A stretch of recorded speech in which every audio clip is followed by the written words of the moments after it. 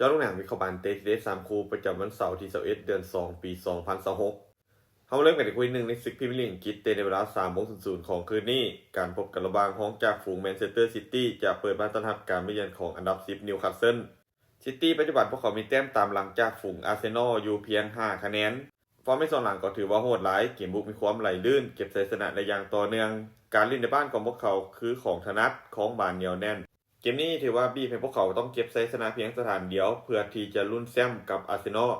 ส่วนนิวคาสเซิลทีมเยือนฟอร์มในส่วนหลังยังคงแกร่งโดยเฉพาะเกมเยือนเกมรับยังคงมีลุ้นให้เห็นหลายครั้งจุดแข็งของทีมคือการเล่นเกมสวนกลับแต่ต้องอาศัยความแม่นยำค่อนข้างสูง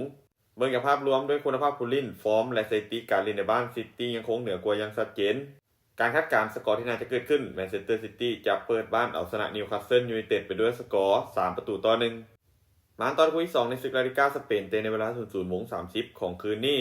การพบกันระหว่างจากฝูงเรอัลมาดริดจะเปิดบ้านต้อนรับการมาเยือนของทีมอันดับ10โอซาซู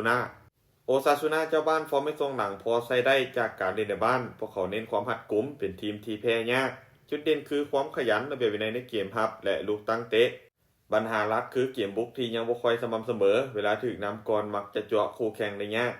ส่วนมาดริดทีมเยือนฟอร์มโดยรวมถือว่าดีกว่าหลายเกมบุกยิงประตูได้ค่อนข้างสม่ำเสมอตัวบุกของพวกเขามีความหลากหลายมีความไวสูงเปลี่ยนจังหวะเกมได้ดีเกมนี้แม้จะเป็นเกมเยือนแต่ด้วยประสบการณ์และคุณภาพนักเตะที่เหนือกว่าหลายมีโอกาสสูงจะเก็บชัยชนะไปได้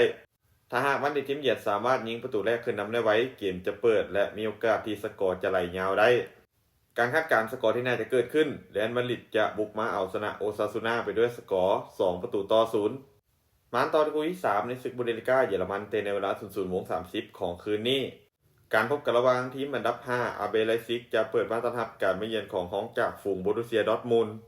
ไลซิกจะบ้านฟอร์มไม่ทรงหลังยังขึ้นลงยังบ่ค่อยคงเส้นคงวาเท่าใดจุดแข็งของทีมคือการเล่นเกมเพสซิ่งไว้และการเล่นในบ้านที่กล้าเปิดเกมบุกใส่คู่แข่งแต่แนวรับของพวกเขายังคงพลาดง่ายโดยเฉพาะเวลาที่ถูกดินเกมสวนกลับไว้ส่วนดอร์ทมุนด์ฟอร์มโดยรวมถือว่าดูดีและสม่ำเสมอกว่าโดยเฉพาะเกมบุกที่ยิงประตูได้ค่อนข้างสม่ำเสมอพวกเขามีกองหน้าที่มีความเฉียบคมและมีความไวสูงจุดอ่อนคือเกมรับที่ยังคงเสียประตูได้แต่เกมสวนกลับยังคงอันตรายคู่เกมคาดว่าทั้งสองน่าจะเปิดแลกกันแน่นอนเพราะมีสไตล์การเล่นคือเปิดเกมบุกเกมนี้ไลซิกพวกเขาได้เปรียบในเรื่องเสียงเสียแต่ดอร์ทมุนด์พวกเขายังคงมีจังหวะสุดท้ายที่เสียบคมกว่า